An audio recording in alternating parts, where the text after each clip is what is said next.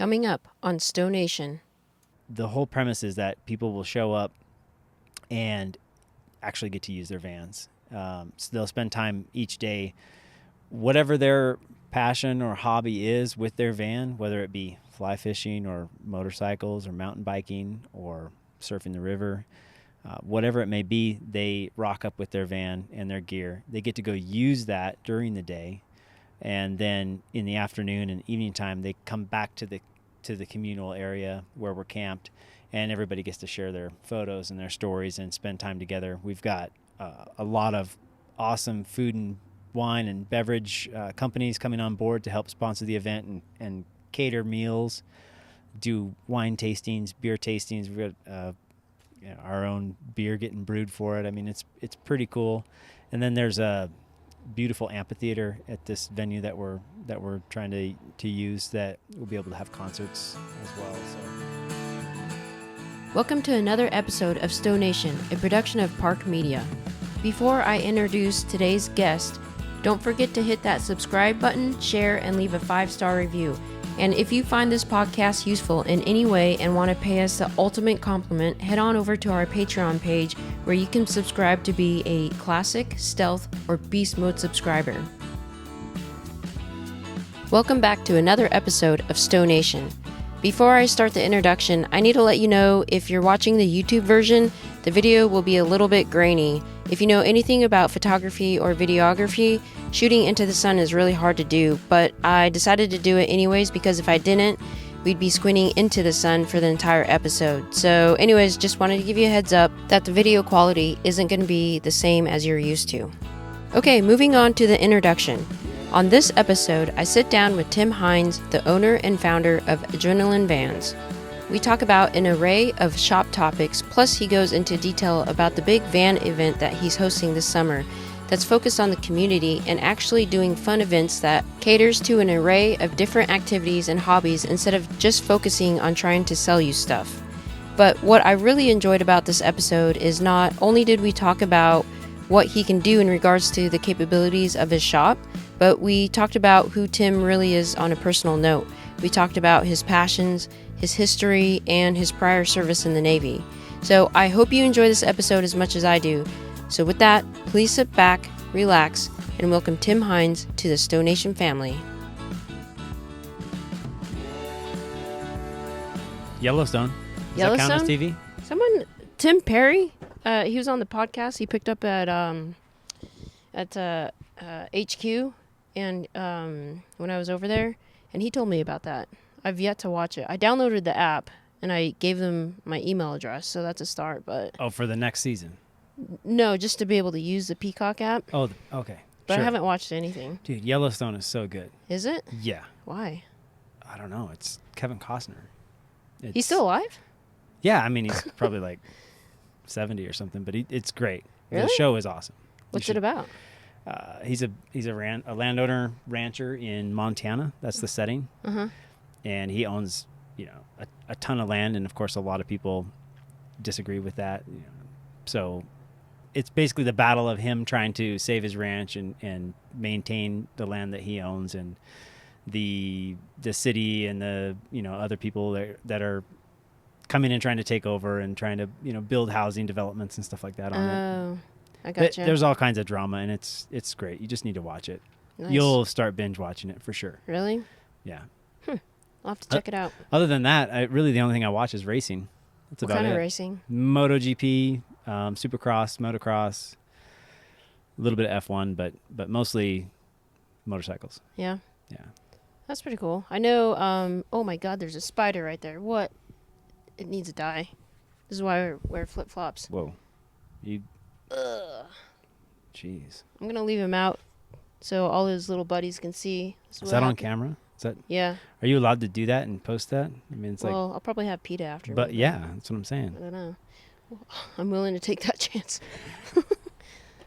No spider's going to crawl up in my house and get away with it. I mean, basically that's how it goes down. That's how Pretty much. My house, my rules. I know, it's kind of weird, like, people come in and have stuff done on their vans, and I'm literally in the bowels of their house. Sometimes it's strange. Yeah. That's some of the things you see. Well, you saw one earlier today. Yeah, I don't want to talk we're not about going to talk about that. That was bad. Oh my goodness. Yeah, that's a whole different rabbit hole that probably shouldn't go down, at least while we're recording. No, it's terrible. I don't want to think about it. Yeah. But yeah, no, I hate bugs. Like, there was one time, it's probably like back in February, I woke up and there was a spider descending onto my face when I woke up. And just like when I opened my eyes, and you know, when you open your eyes, you're kind of blurry and stuff. And I just see the spider come down. It was big too. Well, okay, that's an exaggeration. It's probably like, the body was probably as big as my pinky. Let's be honest. It was probably like the size of that one. No way. Okay. It was huge. Like, that thing was making babies in my van. Like, that's what. What was going down. It was a mama. And I was just like, I guess I'll just say it. I murdered it. So it's either that or it's going to go in my face and I was going to end up eating it. Did you feel guilty afterwards? No, I felt really good. Good. I felt really good. I'm really going to have PETA after me on this one. Yeah, you are. But it's all good. But anyways. All right. Well, hey, thanks for coming on to Stonation. Thanks for having me on. Yeah. So, Tim, you are the owner and main mechanic, and basically for a long time you were everything until you kind of started hiring a staff for adrenaline vans here in Montrose, Colorado. So, I guess for those that compared to other shops like Agile and stuff like that, you run a smaller shop, but that's also a good thing. Sometimes bad, but it's a good thing. But you know, can you walk us through like how you started and like why you started and why did you end up in Montrose? Out of anywhere you could have gone. Right. It's here in Montrose. Right. Well, I started like a lot of people that I think got in the industry. I had a van myself that I had built out and I had lived in for about 3 years. I traveled for work and it was the perfect vehicle for what I like to do. I'd travel for work for 2 or 3 weeks and then I'd have a week off, and I just had the van always loaded with all my bikes, all my racing equipment, and I'd get a week off and take off to wherever and go ride motorcycles, race motorcycles, hang out in the mountains, the desert. So I loved the freedom that the van brought. And when COVID happened, the line of work that I was in shut down for a while. It's a real cyclic industry. I worked in oil and gas for a long time. So you get used, if you've been in the industry for any amount of time, you get used to the cyclic nature of it. So I thought, well, shoot, this one's probably going to be a little while before things bounce back. Maybe I'll just start my own business building these vans on the side and just do something small, like, we'll just build a couple a year for buddies and other motorcycle racers and stuff like that. And well, that, you've seen Anchorman, right? Yeah. Okay. Where they're sitting there after they fight the other news station and Will Ferrell cracks open a beer and he's like, whoa, that escalated quickly. Like, that's how I feel every day when you come in and there's 8 vans outside and a million things to be done and, the product to be ordered and all this stuff that's happening. And you're like, man, what happened? I thought this was just going to be a little kind of a hobby. So that's how I got into it. And how long ago was this? 2 years. 2 years ago? Yeah. Okay. Yeah. And so then to answer your question about Montrose, I actually originally started the company in Grand Junction. So I was spending the majority of my time off there. And I really love the western slope of Colorado. I'm not a big city guy, so traffic kind of makes me crazy. Mm-hmm. So there was a lot of appeal to the Grand Junction area because it was kind of the perfect size of everything you need, but none of the traffic and the headache, and great access to the desert. Then a buddy of mine, Stephen Hauk, who helped me start the business, he had a shop in Montrose here, and the building next to his became available. And he said, hey, if you want to expand and look at a bigger building, you should come down here because this shop's available and it's going to be a great price. And it's right next door to his shop. And he was doing all my cabinetry work and a lot of my CAD design work. So I jumped on that opportunity and moved here to Montrose, and I wasn't sure how I would like it, but I love the area. I love the access. We're right next to the mountains, the San Juans, the Uncompahgre Plateau, the desert. It's everything that I like to do on my time off, right in my backyard. So I love the area, and then it turns out that it's actually really ideal for our customer base, which is Telluride, Crested Butte. That's huge. We have a ton of customers out of those 2 mountain towns, and then a lot of people come up here. It's a destination location, to get up to those cities. So we kind of built off of that, sort of this destination van upfitting where you can, we have people come up from Texas all the time that come up for a vacation, but the first day of their vacation, they swing in here and they get their suspension done. And then they take off and spend a bunch of time in the mountains. Or in the wintertime, a lot of people will do the same, but they'll go up and rent a place in Telluride and ski for 2-3 days while we work on their van. And oh, nice. So we kind of stumbled into that, location-wise, but it's really worked out very well.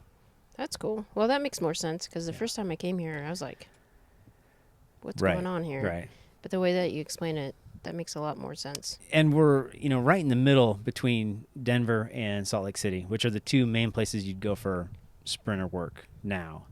And then once we started doing the Service A's and Service B's, we became even busier because people were like, man, I don't have to drive all the way to Denver and wait 3 months on a waiting list just to get an oil change. So I think we kind of struck gold with the location, honestly. Nice.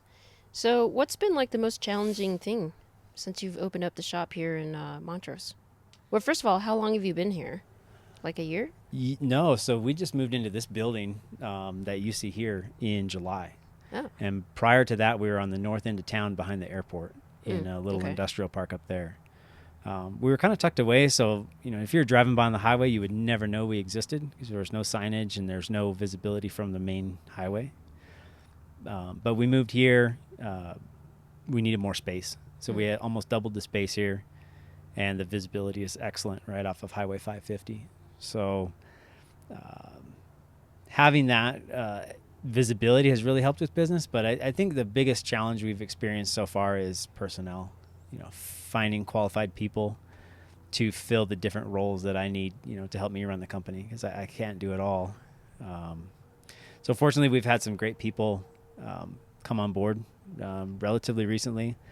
I've got a great office staff. Mars kills it on the phones and handling the reception and the bookkeeping and stuff. And then I hired Josh as my sales manager earlier this summer, and that was a great move.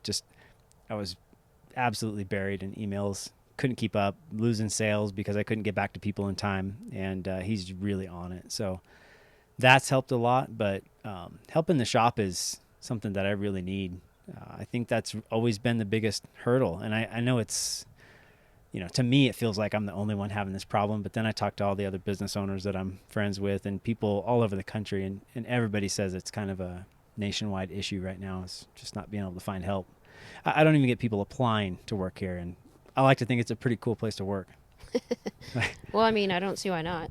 You seem pretty cool. Everyone in the shop seems cool. Yeah, it's a fun place to work, and we're getting to work on awesome vans. It's not like we're working on, just old junker cars and doing oil changes on dirty things. It's pretty cool. So yeah, it is. So you've been in business for 2 years, and I'm sure you've gone through growing pains and whatnot. But what's like the one thing that you've really learned about yourself since doing this? Well, I've always had a bit of a hard time saying no. If people need help and I'm on time off or something, I have a hard time saying no. I'm going to go do my own thing. Yeah, sure, I'll come help you. I think I get that from my mother, actually. She's kind of the same way. She has a floral shop, and she's always doing last-minute orders because people asked her, on a Friday, hey, can you do my wedding this weekend? So she'll make it happen, that kind of stuff. And I think I got that from her. I think I've really learned that it's very hard for me to have any sort of balance because I'll just say yes. And since owning a business now that's kind of taken off and done well, there's an enormous amount of work in front of me always. And there's always something in the shop to do. And it's really, really hard for me to turn that off and just walk away from it. So I think the biggest thing I've learned is probably I have to force myself to have a little bit of balance and have a little bit of time away. Yeah. Well, who left their phone on? Good grief. I don't know. Oh, look. That's Kimchi's phone. That's Kimchi's phone. Yeah. I'm going to turn that ringer off. There we go. But, well, how do you find that balance? What do you do? Ride motorcycles. Yeah? Yeah. Do you work on the weekends? Or is it just Monday through Friday? Or? Yeah, I work on the weekends. I do. I try to spend a little bit of time on the weekends doing something that I enjoy. Generally motorcycles or snowmobiles in the winter. On the weekends, typically Saturdays are a day that I can crank out some work that, I don't get interrupted with people coming through the shop. Usually I don't get the phone calls. So if there's something that I need to do on my van, I try to do that on the weekends, or projects that I'm behind on, I need to catch up on. But yeah, unfortunately I've been working pretty much nonstop all summer.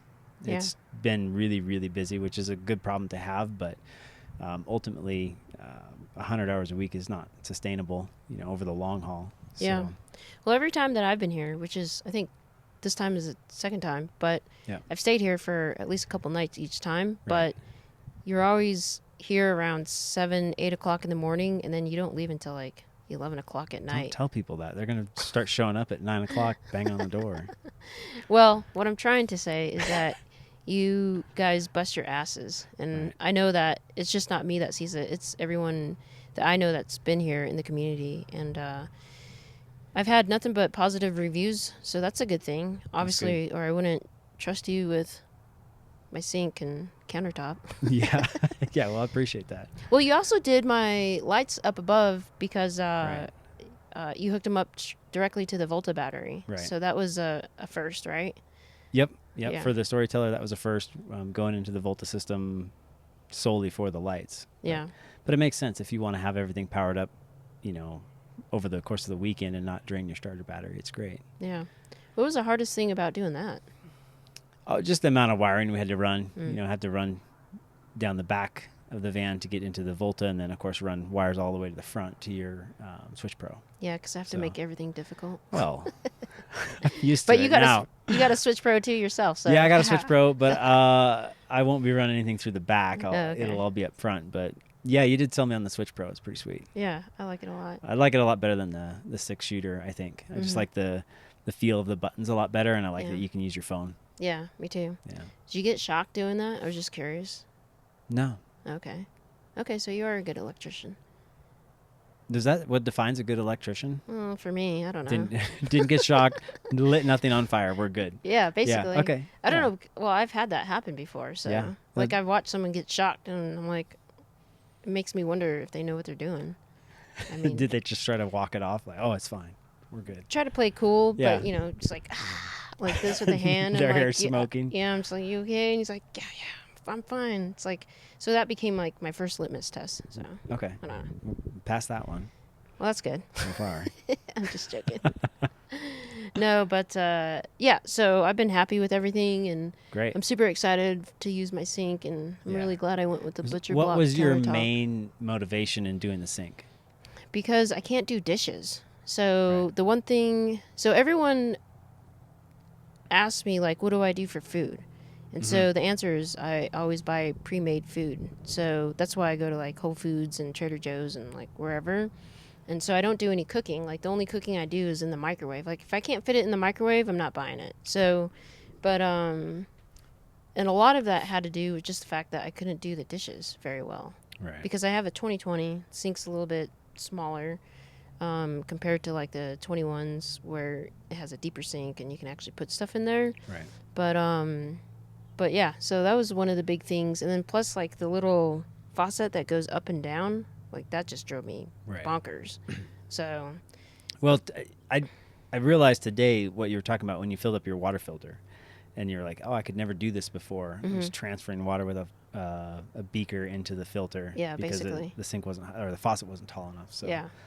that it kind of clicked. Like, oh, okay, that makes sense why people would want this now. Yeah, and even just like filling up kimchi's water bowl, that was kind of a pain because it's a high pressure, low water system, and so as soon as you turn it on, it's like, and I'm just like, Right. But anyways, but yeah, now like I like the flexibility of it, so I can like move it around. And man, I gotta give Wendell and Susan props for. Did they find that faucet? I don't know. He did find he found the sink, and he picked out the faucet. Oh, We okay. could do a different faucet. Yeah. But this one's been so popular, and I really like it. Yeah. It's a very nice faucet. So I think if we were to build a package, and just have them kind of sitting here ready to go, that would be the faucet I would use. And certainly that's the sink. It's the only one that would fit. Yeah, the sink situation. Because my original plan was to take out the entire fridge and Right. then get whatever sink I wanted and then make custom cabinets or storage area to fit around it. But I couldn't find a dual fridge freezer that I liked that Right. were, God, first world problems. I tell you what, I'd have to take out my CSS to be able to fit it, and I just didn't want to do that. And I kind of got lazy, I'm not going to lie. It became too much, and I was like, screw it. Well, you started explaining to me what you wanted to do, and I kind of was like, oh, this is going to be a big project. And then when you said, we're just going to leave the fridge for now, I kind of breathed a sigh of relief. No lie. Yeah. No, I mean, maybe I might do it like later on, but as of right now. But I actually ended up getting a little fan that circulates the air inside, because one of my biggest pet peeves with the 2020 Dometic fridge is the fact that it freezes everything in the back. And Right. so, I don't know. It was really annoying. And so far, nothing's So you been put a fan frozen. inside the refrigerator. Yeah, I got it on Amazon. It's like about yay big. Oh, battery operated. Nice. Yeah. And so, I think I got that tip off of the Facebook group, actually. Okay. It's worked. But anyways. A lot of knowledge is shared on the Facebook group, which is pretty cool. Oh, yeah. Yeah. So where are you going to stop with this fan? Because you've got now 45,000 lumens. Wait, who's interviewing you? 45,000 lumens of light on the exterior. Which has been beneficial since, like, especially when I was going from Tahoe to Flagstaff, when we were camping out in the middle of nowhere. And then, plus, it's going to be winter here shortly, and daylight's going to be a premium. So I hate rolling up somewhere and trying to, like, find a camping spot, especially in BLM. Because I did that one time over in Sedona, and I woke up and, like, I opened the door, and there's just, like, human feces right there. And I'm just like, if I could have seen that with the light. line there. Yeah. Well, it just, that kind of just rubs me the wrong way, how people abuse BLM land and all that. But Right. anyways, that's another subject. But yeah, so, yeah, I really like the lighting system a lot. And I like the Switch Pro. And I like being able to switch everything with my app. So it's been pretty baller. Yeah. Anyways. Yeah. Well, you've done a lot to this van. I mean, Yeah.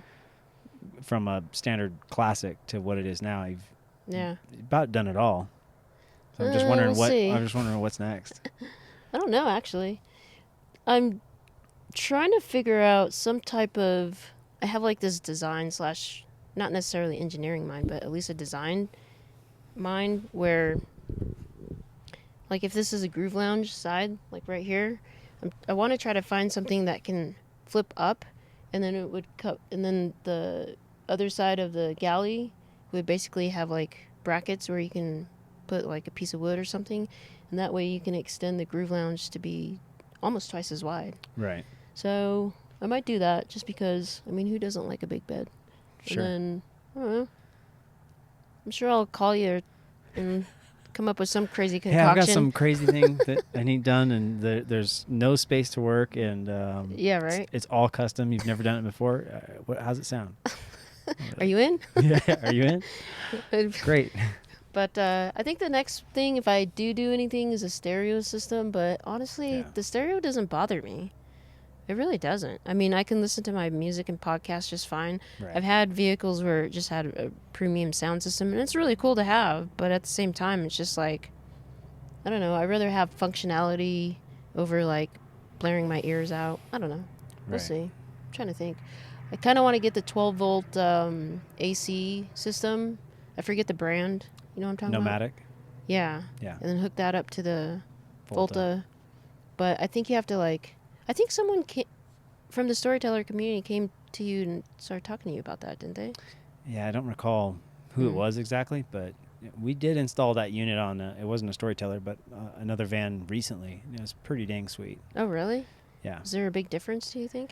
Yeah, it certainly much more efficient on the DC side. Yeah. I think with they're claiming with the amp hours that the storyteller has, you should get like 8 hours of compressor on time in eco mode, which is pretty good. Yeah. Yeah. That's crazy. What do we get now? I don't know. I have no idea. Maybe 4? Not sure. I don't know. I just put my thing on auto and let it do its thing, and usually 6 to 8 hours I got to recharge, but I don't know. When you start your van to recharge, how long is it on? What do you mean? Like, say you run it down, run your air conditioner, and then you have to fire your van Oh, up how long to- does it take to recharge? Yeah. My high idle system is set up for an hour. So Okay. if I'm down at 20%, I'll be up to around around 60 to 70, I want to say. Okay. Yeah, so I get about 40%-ish, I don't know, out of an hour, which isn't too bad because I can do it remotely through the app too. So I don't Right. even have to be there for it to charge. Right. Just have to make sure I don't smoke anyone out, which I have before and I felt bad. I did that at the Revel Rally earlier this year. Oh, yeah? Yeah, I had people yelling at me, "Hey, we can't breathe."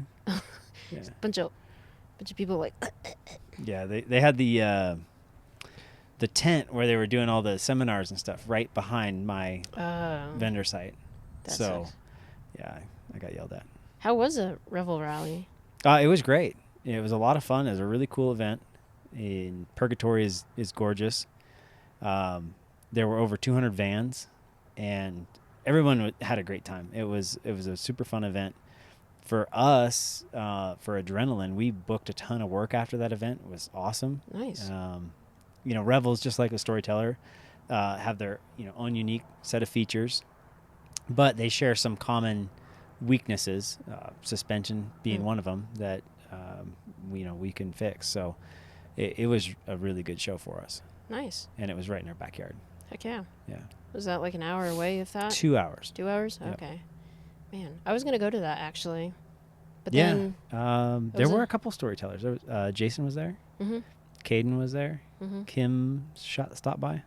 Yeah. Yeah. So I don't know where you were, but I think I was in Loveland. I think it was at the same time that... Dylan. Or was it Dylan? Dylan was the same weekend. Okay. And then Loveland was the next weekend. Yeah, whatever the same weekend was, it was in Dylan. Yeah. And that's when I was just like... I think it was like a 4-hour drive, and I was just like... Eh. Man, there's so many expos and stuff during the summer. I know. It's it gets old, just the hustle to get to them and all that. But Is it worth it, though? I say that as we're like planning our own here for next year, but Yeah. it's gonna be a little different. So. Oh, yeah, let's talk about that. So you want to... We were talking about it the other day, yesterday, Right. and it seemed really cool in regards to the concept. So Right. what do you guys... What's drafting Well, up? it's still under wraps, but I feel like we can talk about it because this isn't going to drop until January. Maybe it'll drop tomorrow. Damn. No, it'll be after the New Year's because we're taking a holiday A break. little siesta. Yeah. Okay. Don't make me pinky promise because I might break it, though. That's fine. No, it's not a big deal. We just haven't completely finalized the venue with the city yet, but we're working with the city of Montrose, Montrose County, and then we've got a bunch of other people that are kind of helping sponsor the event here in town. But we have a venue picked out. We just have to confirm the dates and ensure that it's all available. But the whole premise of the gathering, whatever you want to call it, we're not calling it an expo. We're not calling it a rally, as I feel like that's all played out. The whole premise is that people will show up and actually get to use their vans. So they'll spend time each day, whatever their passion or hobby is with their van, whether it be fly fishing or motorcycles or mountain biking or surfing the river, whatever it may be, they rock up with their van and their gear. They get to go use that during the day, and then in the afternoon and evening time, they come back to the communal area where we're camped, and everybody gets to share their photos and their stories and spend time together. We've got a lot of awesome food and wine and beverage companies coming on board to help sponsor the event and cater meals, do wine tastings, beer tastings. We've got our own beer getting brewed for it. I mean, it's pretty cool. And then there's a beautiful amphitheater at this venue that we're trying to use that we'll be able to have concerts as well. So it's really about building that community.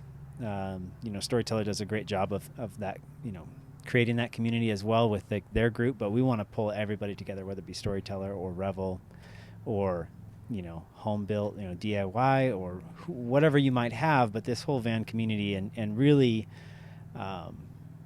get people, get their minds kind of working as far as like, what all can I do with this vehicle, and let's meet other people that are doing the same thing and kind of share those ideas just like you do on the forums. We're not going to have a bunch of vendors there trying to sell stuff. We're not going to charge to get in. We're going to have different experiences that you can do over the course of the weekend, whether it be the mountain biking experience. Say you want to go do that for a day. We'll have guides. We're working with the local bike shop here in town.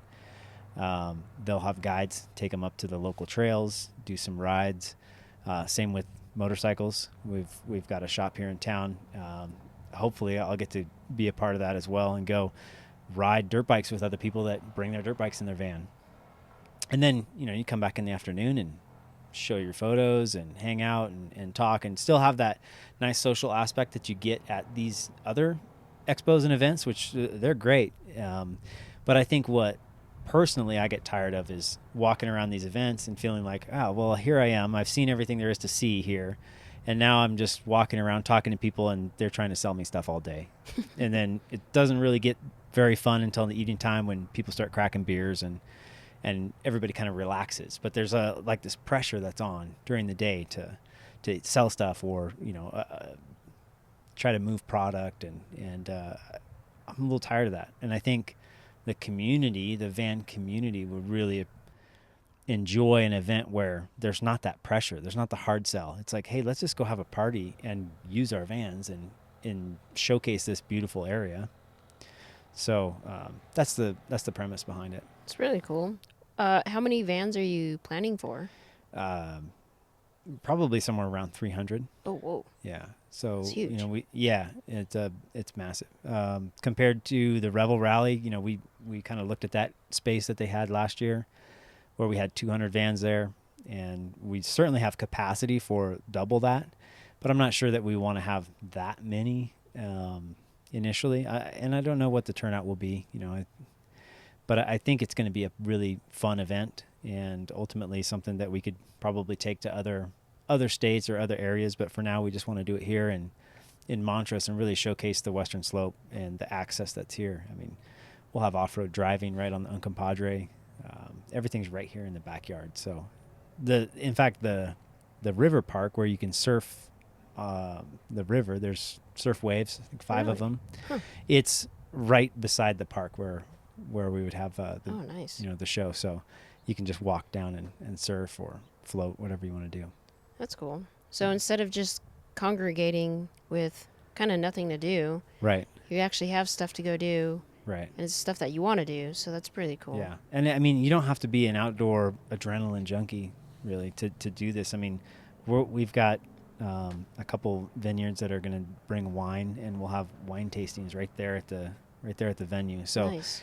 You don't have to show up and go mountain bike 100 miles every day or anything crazy. You can just relax and actually just camp and enjoy. And if you want to hang out in the camping area and just have a chill weekend, that's an option as well. It's all about what you want for your experience. So, mild to wild, trying to make it appeal to everybody. Yeah. And really just set it apart from the rest of the events that are happening. How are you going to advertise this once you guys start finalizing the plans and stuff? Well, of course, social media will be huge. And I imagine that's going to be probably the biggest source of advertisement. But one of my partners that's helping create this event, he also is the editor for Wayfinder magazine. So he's got a lot of connections in the print world. So we'll probably do a fair bit of print advertisement as well. We may use the radio, at least for this local area, but I imagine it's mostly going to be social media. Okay. And what's the time frame we're looking at? Sometime next summer. Next summer? Yeah. Okay. What's the weather like here in the summer? Just out of curiosity. Just like this, just a little hotter. Yeah, blue skies, Like a little bit of wind. Here in Montrose, if it's a hot day, you might see 100 degrees. That's a pretty hot day. I would say most of the time you're mid 80s. Okay. It's not too bad. And the time frame we're looking, which hopefully would be early summer, right after the snow kind of melts off up high, so we can get up on the Unk and not have too muddy or snowy conditions. You'd probably have 80 degrees. Okay. Which would be perfect. Yeah, that's awesome. That sounds really cool. I'm glad that you guys are coming up and thinking outside the box to be able to do something like this for the community. Yeah. I think it just sort of stemmed from going to all of these events as a business owner, and just, you're trying to sell services, you're trying to sell products, and after a while it feels like you're just not having fun, because you're pushing all this stuff to people that own vans and get to go do these fun things, and you're like, man, we're getting so far away from actually using the vans and having any sort of fun. Let's just do an event where that's all we do, and we're not just there pushing products on people. I mean, vendors are welcome to come and participate, but not as vendors, Mm-hmm. It's probably just going to just bring your van and let's go do something fun together. Yeah, that's awesome. Yeah. I'm excited. Yeah. You're going to have fly fishing, right? We are going to have fly fishing. Yeah. Sweet. There's, phenomenal fly fishing here. And Colorado Outdoors, Ross Reels and Able Reels, they're made just down the road from where we're going to have the event. Are you serious? Yeah, the factory's there. They do tours. It's pretty cool. I have an Able reel. It's really nice. Yeah. Yeah. So, Ross and Able Reels. Ross Reels, actually, I mentioned Stephen Houck earlier. Ross Reels was started by his dad, Ross. Oh, wow. So it's kind of funny. And the building we were in before we moved to this location was the old Ross Reels building from way back in the day. Wow. So, some history there. Some history, yeah. But I don't know anything about fly fishing. I had no idea it was a big thing. We're going to have to change that. Then I moved here and was like, what are all these people with these tubes on their vans and trucks? Yeah. Yeah. Yeah, no, it's a pretty big thing. I think it's getting resurrected because when I was over in Seattle, they were really starting to target like the female population, and I was part of like the biggest female fly fishing club over in Seattle or whatever. But now it's like, because it has that stigma of like you have to be old retired to be able to go fly fish, but that's not the case. Right. It's actually hip, and I think it's hip. Social media. You heard it here, folks. It's hip. Social media and YouTube kind of made. I think social media and YouTube can make anything hip, but right. I think that really helped spur the thing or the movement, and now it's just with COVID and everyone going outside, and I don't know. I just find it super relaxing. Yeah. Yeah. But I find like I'm able just to focus on this like one thing, but it's a bunch of other things that I enjoy, like being able to like plan where I'm going to go. When I tie my own flies, I figure out like what the hatch is and what kind of bugs are going on. And then you finally get there and you read the water, and then, you make your decision and hope to land that big one, Right. I'm sure it's the same thing with like motocross for you. Like there's a bunch of stuff that leads up to it, and then Yeah. No, all the bike maintenance, bike prep, getting your gear ready, loading the van. It's all part of the experience, and I agree that to me, I'm a gearhead, so I love wrenching on stuff anyway. So I get almost as much enjoyment out of working on the bike afterwards or before I ride as I do riding. Actually really enjoy cleaning my bike, my van. Well, you've seen my van. Yeah. I like things pretty clean. Yeah. Do I let dirty vans in the shop? No. Okay. Well, listen, I went to the overlanding thing from Storyteller, Beyond the Pavement. Right. And you got beyond the pavement, I can tell you that. Yeah. So much that I ended up probably bending one of my... Yeah, your lower shock mount. Whatever you call it, yeah. But I call it Lucy's makeup. Right. So, but you definitely sterilized her before coming into the shop. Yeah. But I mean, I don't blame you. That was kind of always our thing. I mean, my dad is really bad with OCD as far as keeping things clean and organized, and I kind of inherited that. And the military sort of helped perpetuate that habit. But when I started the business, I always washed people's rigs when they came. It's just kind of like a little bonus for doing the service. And then it got really out of hand. People were intentionally bringing their vans in just trashed because they knew I'd wash it, and so kind of had to revise some like pricing policies on that. But but no, we still always try to send vans out clean, and I take a lot of pride in when people come pick up their van after they've had suspension done or really anything.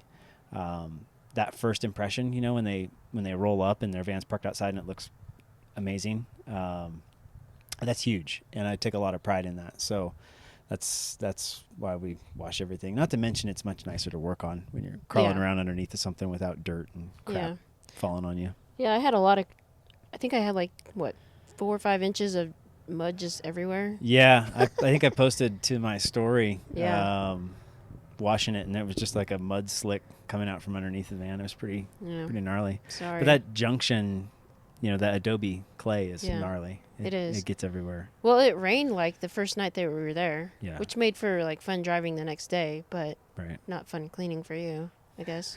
Sorry. The best is to get it when it's still kind of wet. But as soon as the sun bakes it on there, it just turns into concrete. So you have to spend a bit of time. Yeah. It's all good. Well, yeah, thanks for cleaning the van, by the way. Yeah, don't worry about that line on your bill. It's fine. $500 cleaning bill. $500 cleaning bill. Yeah.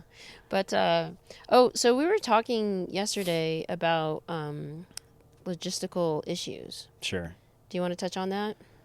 Yeah. As far as because I think it's different when you have a big shop like Agile or, whatever X shop that's really big and they do high volumes. But what is it like for like a smaller shop for you? Right. It's a challenge for sure. I think initially our biggest challenge to being able to maintain inventory was just cash flow. Having the cash to procure that inventory ahead of time and keep it in stock and on the shelves. I learned early on with this business that you can't sell something if you don't have it there. I mean, we just live in this kind of impulse buy Amazon Prime world now, and people want things, right now. Mm-hmm. And so while some people were willing to wait, and in some cases you have to wait for product if it's a really special order item. But by and large, if I didn't have it on the shelf and I told somebody, yeah, we can order it, but you're going to be looking at 8 to 12 weeks, which is pretty common right now in this post-COVID, era, I'd lose the sale. So I'll just try to find it elsewhere and we'll see ya. And we have a lot of people that come into town for vacations, or they're only here for a brief period of time, and they just stumbled upon us, and we realized that if I have inventory in stock, I have everything that we install sitting here on the floor, I mean, we can double or triple our sales easily. So every penny that I've made, I put right back into the company, invested back into it to be able to maintain inventory. And so I think out of anybody here in Colorado, we're maintaining more inventory for the products that we install, the suspension, the fuel systems, the performance related items, accessories. At least I know, talking to some of my vendors, we're by far, carrying more of that than anybody else here in Colorado. So it's taken a lot of work to get to that point where we can have it here. But now that we've actually got it in stock and can kind of project ahead, I typically will place orders 3 months ahead of when I actually am going to install the parts, just to try to keep ahead of it. And I think that's kind of necessary now.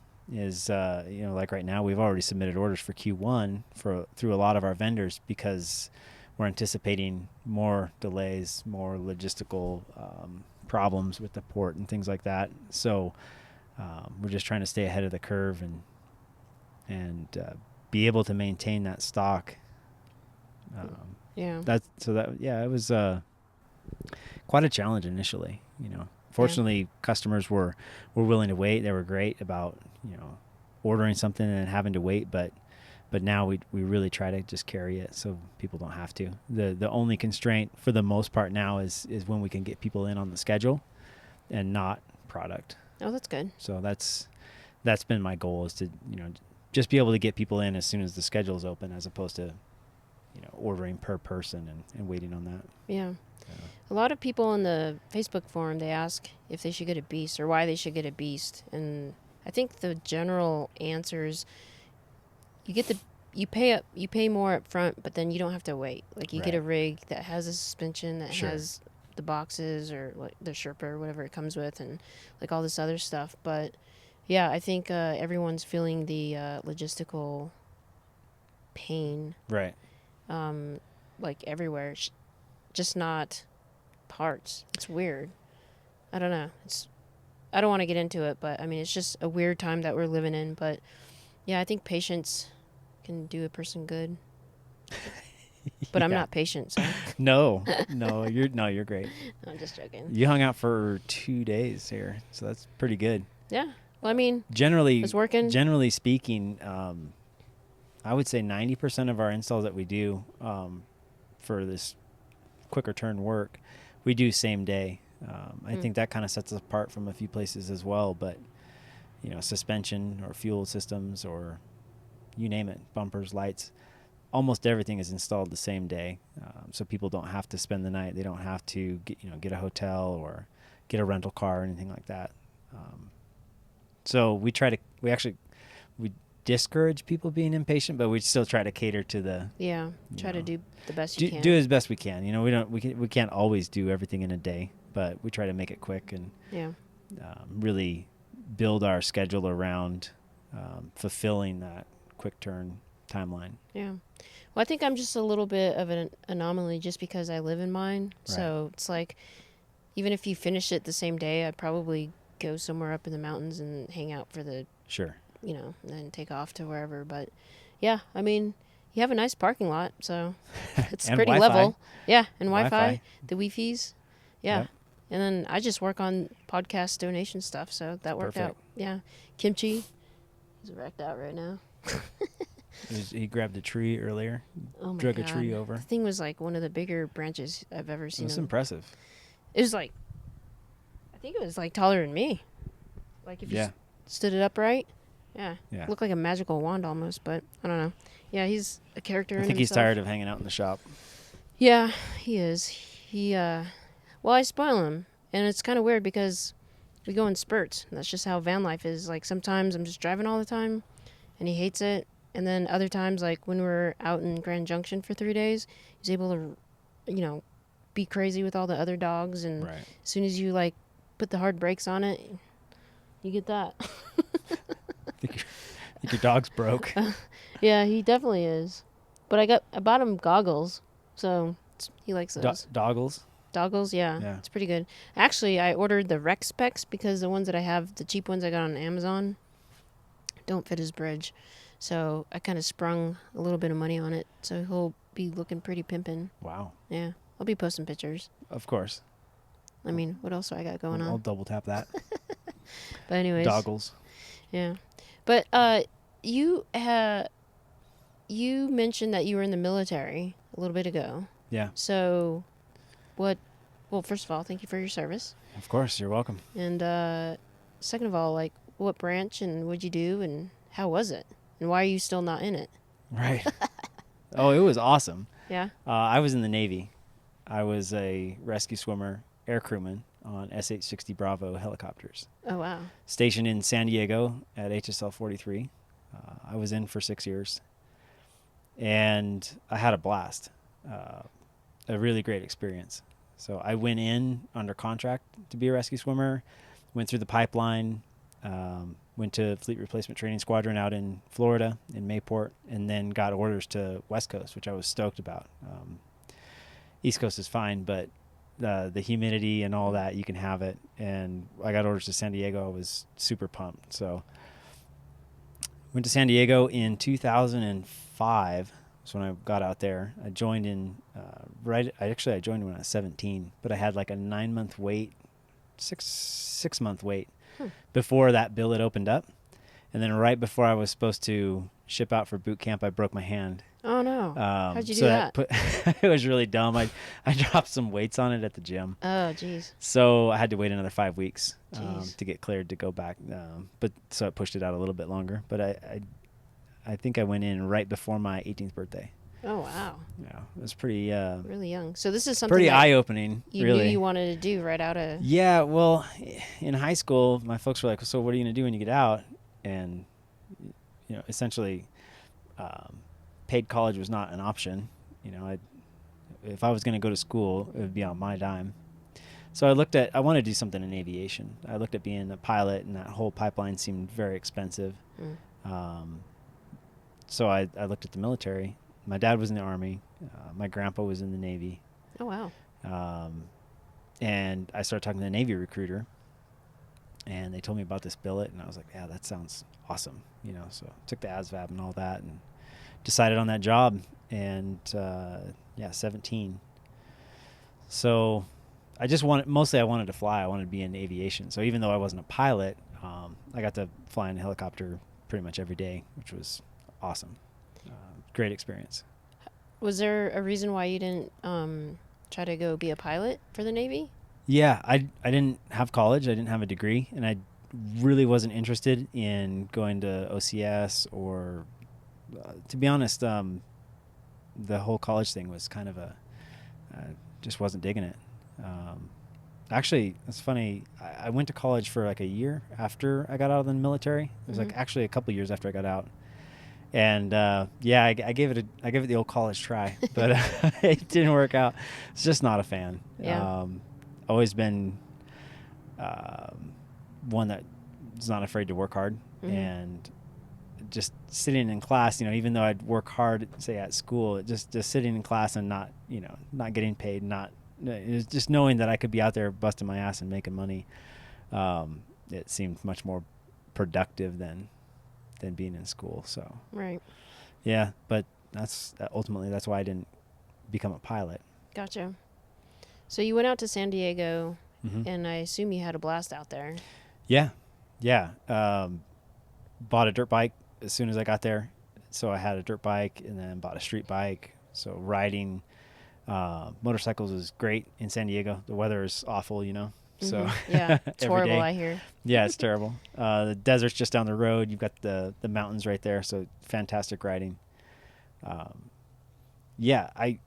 would love to be back there again. I would maybe do things a little bit differently. I was a bit of a gym rat when I was in, and so I spent a lot of time at Gold's Gym right off of Garnet there in San Diego.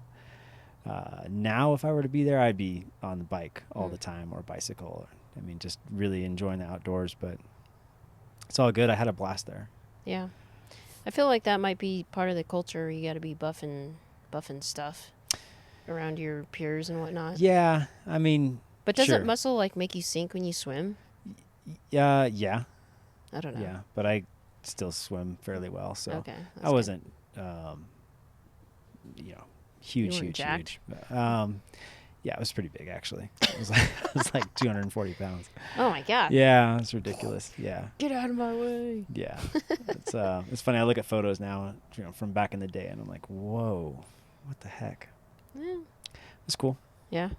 You have any tips for anyone who's trying to get their swole on? I don't know. No, no tips. Oh, okay. All right. No. Well, how long were you out in San Diego for? 2005 to the end of 2008.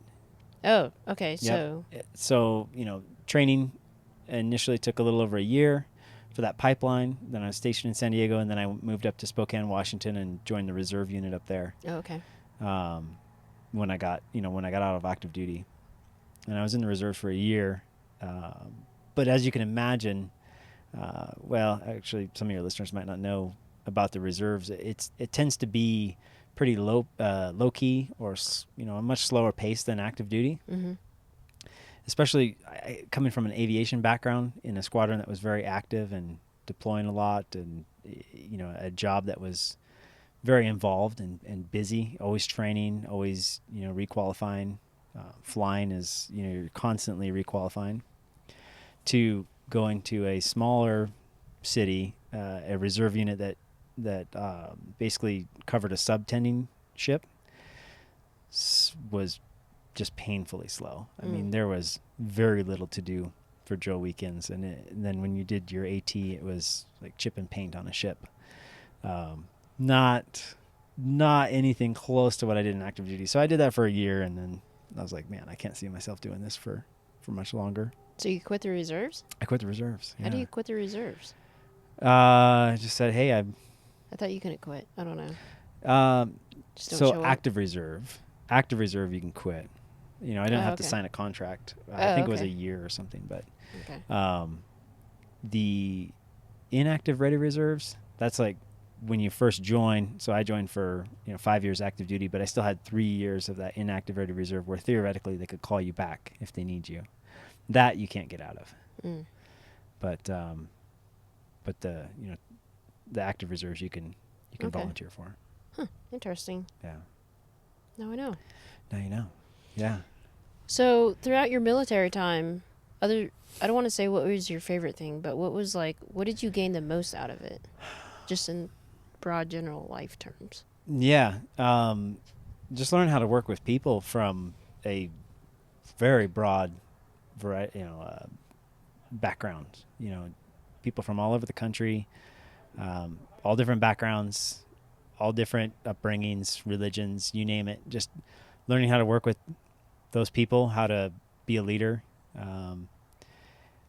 I think that was probably the biggest thing that I learned. I think I mentioned my dad was really OCD and tidy and a perfectionist, and I think that the military just kind of perpetuated that, and I really enjoyed the order and the system.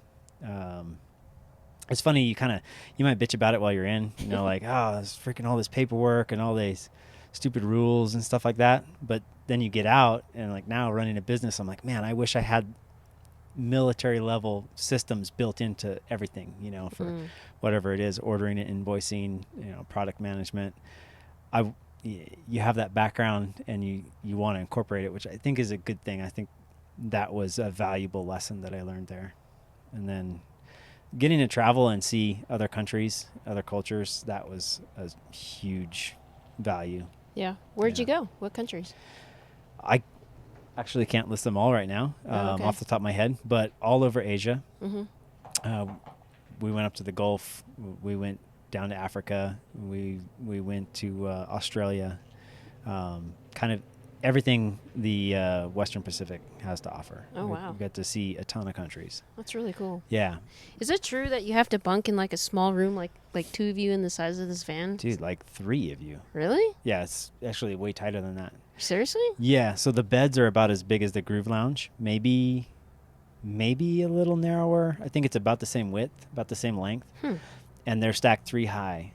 And you have, I want to say it's 22 inches between the top of your mattress and 17 inches. I looked it up once. Mm-hmm. The amount of space that you have. When I was like 240 pounds, I could barely roll over in the bunk because my shoulders were so wide that I'd have to kind of, it's tight. Jeez. That's what I'm getting at. So, and then you're stacked 3 high in berthing, and then the bunks are just right next to each other. I mean, you're really packed in there. Where do you keep all your stuff?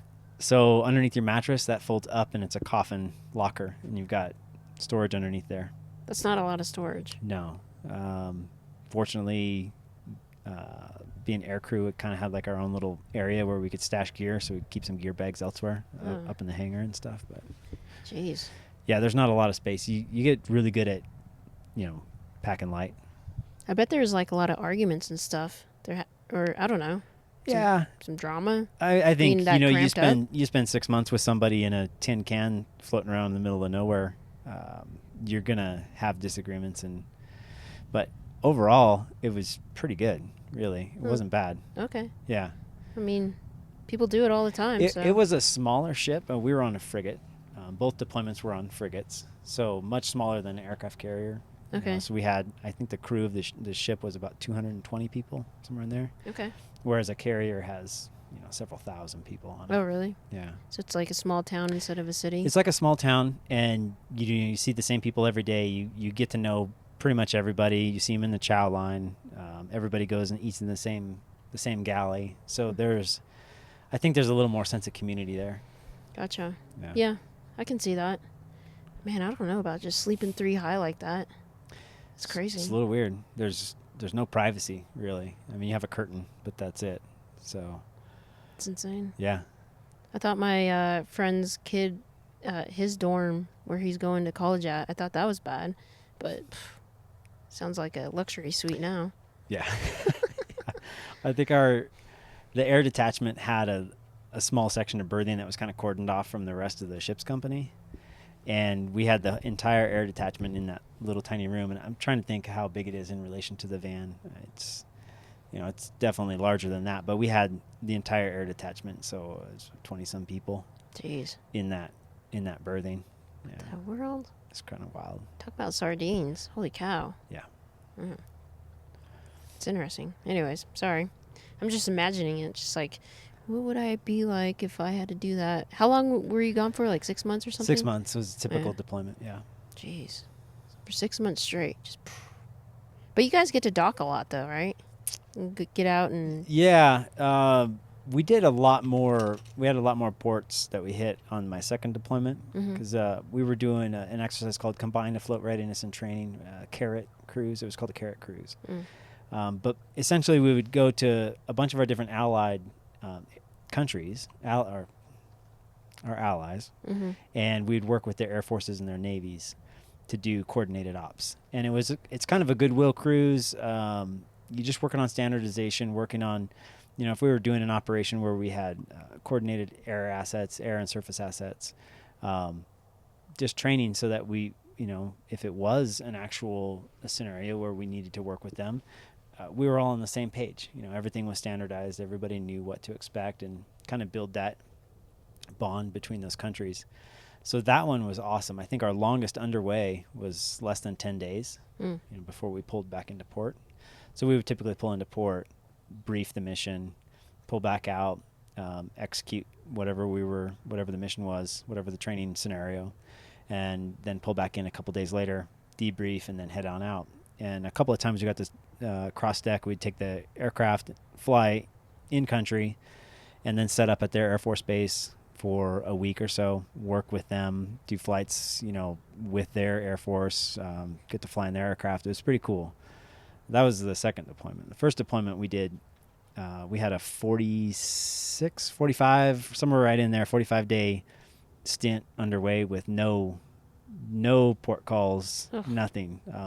The most civilization we saw was our replenishment ship when we had to get fuel. That was it. Wow. That's crazy. So it was a much different feel of deployment. So how come you got out? Well, I got married when I was in the Navy, and so I decided to get out. I thought I would get out, have a family. I had bought property up next to my folks in eastern Washington while I was in. I brought some land from them. So I thought, I'll get out and build a place and do all that. So that was kind of why I got out. I didn't see myself, staying in until retirement. Quite a few things changed once I got out, but I did end up, building a place on that property and living up in eastern Washington for a few years. That's cool. Yeah. Before I forget, I wanted to ask you, what kind of motorbikes do you have? To totally switch gears on you. Yeah, whoa. Sorry. Hey. All pun intended. Yeah. Right now, I've got a pretty minimal collection. Actually, sold I downsized a lot last summer because I wasn't riding all of them. So, wait, how many did you have? Like 7 or 8, I think. Just for you? Yeah. I'd let you ride one if you were here, but. You had 8 bikes, but like. Yeah, I've got a habit, got a problem, but. That's pretty cool. Yeah. Yeah. I love having a bike for like each style of riding. So, I'd have a street bike, an enduro, a middleweight enduro, a heavyweight enduro, a supermoto bike, a motocross bike. Okay. You name it. One for every occasion. Yeah. So right now, actually, I'm pretty light on bikes. I have a motocross bike. I'll ride it at the track. I'll do a little bit of off-road desert riding with it.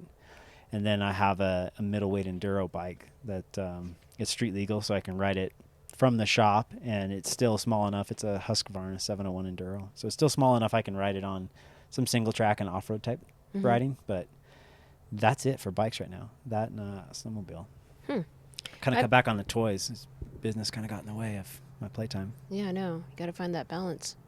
Listen, if I had $1 for every time somebody's told me that, I could work a lot less. I know, right? Yeah. There's a couple out that I met in Sedona. They're out in San Diego that they're avid mountain bikers. They brought their mountain bikes to the Sedona meetup. So Okay. I have no idea what they had, but the bikes look cool. Yeah. I'll have to try to... Mountain bikes or No. dirt bikes? Dirt bikes, yeah. Yeah.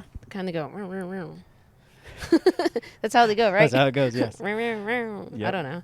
But, they were riding around. It was pretty cool. But for your event that you're planning for next summer, I'll have to talk to them and see if they can come out, because I think that would be pretty fun. That'd be awesome. I know there's a big community, motorsports community that is in the van space. When I first started the company, that was the whole idea. I was going to build vans, complete vans, geared specifically towards hauling motorcycles, which is how mine's set up. As you've seen, it's basically a big toy hauler with some amenities. Big old stereo system in it. Ridiculous stereo, yes. Yep. But then, as the business kind of grew and we sort of got away from doing the full builds and we're doing more of the performance stuff, we kind of built less of them. But that was the whole idea, was to build moto vans. Yeah. Crazy how time and demand shifts everything. Yeah, for sure. I mean, and the number of custom builders has just exploded in the last few years. Yeah. So That's crazy. yeah, but we still get, we still usually have one full build in the shop at a time that we're working on, and they're almost always centered around hauling motorcycles. So it's still, I still think we're following true to that initial vision, but obviously the majority of our work is quicker. Yeah. Quicker turnaround stuff. So let me ask you this. You've been in business for 2 years. A lot has happened in 2 years. Where do you see yourself in the next 2 years? Hopefully sleeping a little more. Well, where do you want to be in 2 years? Well, we're working right now on procuring our own building, building a building and having a shop that we own. Right now we're leasing this space. So I think within 2 years we'll probably have achieved that and have a little bit larger facility